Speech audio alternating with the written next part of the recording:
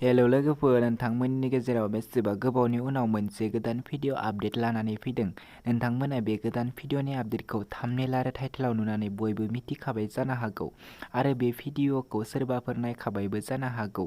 जुदि नोंथांमोना नायो अब्ला नोंथांमोना बे भिडिअखौ लाइक, शेयार, कमेन्ट खालामनानै गालां आरो आंनि बे इउटुब चेनेलखौबो साबस्क्राइब खालामनानै होदो। लोगोफोर, बिदिब्ला फैदो दिनैनि बे गोदान भिडिअनि सायाव।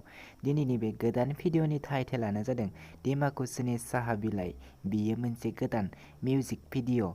दासिमबो लोगोफोर बे गोदान मिउजिक भिडिअखौ फुलि नायाखै अब्ला नैबे भिडिअनि जोबनायाव नायनानै लानो हागोन। आं बिथांमोननि बे इउटुब चेनेलखौ लास्टआव स्क्रिनाव बुंनानै होगोन, बेनिखायनो बे भिडिअखौ जोबजासिम नायलांदो। नैबे भिडिअनि स्टार्टिंफोरानो जादों राइबेल बाग्लारि आरो अनसुमै बर'। नोंथांमोना बयबो मिथिखायो जानो हागौ बिथांमोननि बे भिडिअफोरा जोबोरैनो मोजां जायो। दासिमबो नायाखैब्ला बिथांमोननि इउटुब चेनेलाव थांनानै नायनानै लाहैदो। नैबे भिडिअनि सिंगार राइलिज कम्प'जिशनानो जादों सुजु दा बेन्ड। लोगोफोर, बे भिडिअनि प्रडिउसारानो जादों मनीष सरगियारि आरो नैबे गोदान मिउजिक भिडिअआ जोबोरैनो मोजां जादों।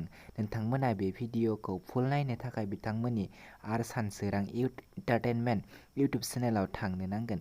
नैबे स्क्रिनाव नुनाय इउटुब चेनेलाव थांनानै बिथांमोननि बे गोदान भिडिअखौ नायनानै लाहैदो आरो चेनेलखौ दासिमबो साबस्क्राइब खालामाखै अब्ला चेनेलखौबो साबस्क्राइब खालामनानै गालांदो। मानो होननानै बुङोब्ला गोदान गोदान भिडिअफोरखौ जेब्ला बिथांमोना आपल'ड होगोन अब्ला नोंथांमोना बयनिख्रुइबो सिगांसिन नायनो थाखाय चेनेलखौ साबस्क्राइब खालामनानै होदो आरो आं बे भिडिअनि लिंकखौ नैबे भिडिअनि डेसक्रिपसनावबो होनानै दोनदों। नोंथांमोना डेसक्रिपसनाव थांनानैबो नायनानै लाहैनो हागोन। बिदिब्ला लोगोफोर, दिनैनि बे गोदान भिडिअनि गुसुं आपडेटआ बेखिनियानोसैमोन। आंनि चेनेलाव बेफोरबायदि गोदान गोदान भिडिअफोरनि आपडेट मोनबाय थानो थाखाय चेनेलखौ साबस्क्राइब खालामनानै गालांदो आरो भिडिअखौ लाइक, शेयार, कमेन्ट खालामनानै होदो। नेक्स्ट भिडिअनि आपडेटखौ थाबैनो लाबोगोन।